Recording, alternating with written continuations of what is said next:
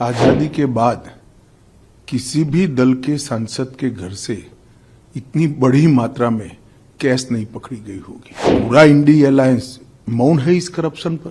कांग्रेस का मौन तो हमें समझ में आता है क्योंकि इनकी फितरत ही भ्रष्टाचार की है। अब मुझे समझ में आ रहा है कि मोदी जी के खिलाफ ये जो एक प्रचार अभियान चला कि एजेंसियों का दुरुपयोग हुआ है, वो क्यों चलाया गया?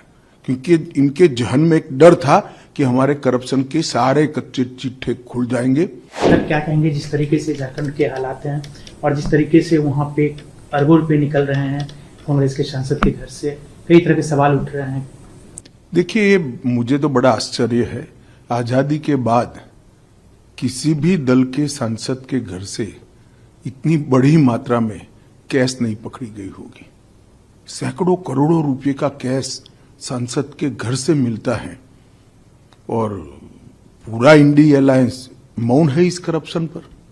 मैं तो पूछना चाहूंगा इनके साथियों को, कांग्रेस का मौन तो हमें समझ में आता है क्योंकि इनकी फितरत ही भ्रष्टाचार की है। परंतु चाहे तृणमूल कांग्रेस हो, चाहे जेडीयू हो, चाहे आरजेडी हो, ये सारे दल डीएमके सहित चुप बैठे हैं। सपा भी चुप बैठी है, कोई रिएक्शन नहीं। अब मुझे समझ में आ रहा है कि मोदी जी के खिलाफ ये जो एक प्रचार अभियान चला कि एजेंसियों का दुरुपयोग हुआ है, वो क्यों चलाया गया? क्योंकि इनके जहन में एक डर था कि हमारे करप्शन के सारे कच्चे चिट्ठे खुल जाएंगे। और मैं मानता हूं कि ये उचित ही हुआ है। जिस प्रकार से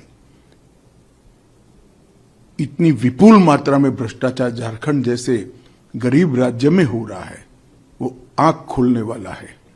और ये जो राजनीतिक प्रोपेगेंडा करते हैं एजेंसियों के दुरुपयोग का, उनको ये अपने आप ही उनके ही कृत्य से जवाब मिल गया है। इतना भारी करप्शन करने के बाद भी अगर कोई एजेंसी काम न करे तो एजेंसी की क्षमता पर सवाल उठते हैं। और मैं मानता हूं कि राहुल गांधी से लेकर इंडी अलायंस के सभी लोगों ने इसका जवाब देना चाहिए। भारतीय जनता पार्टी ये मसले को बहुत नीचे तक, इस देश के जन जन तक ले जाएगी और जागरूकता लाने का प्रयास करेगी। हमारी लड़ाई 2014 से भ्रष्टाचार के खिलाफ है। ढेर सारे कदम नरेंद्र मोदी सरकार ने उठाए हैं, प्रधानमंत्री जी ने उठाए हैं और इस दिशा में हम जन जागृति लाकर इसको जरूर लोगों तक पहुंचाएंगे।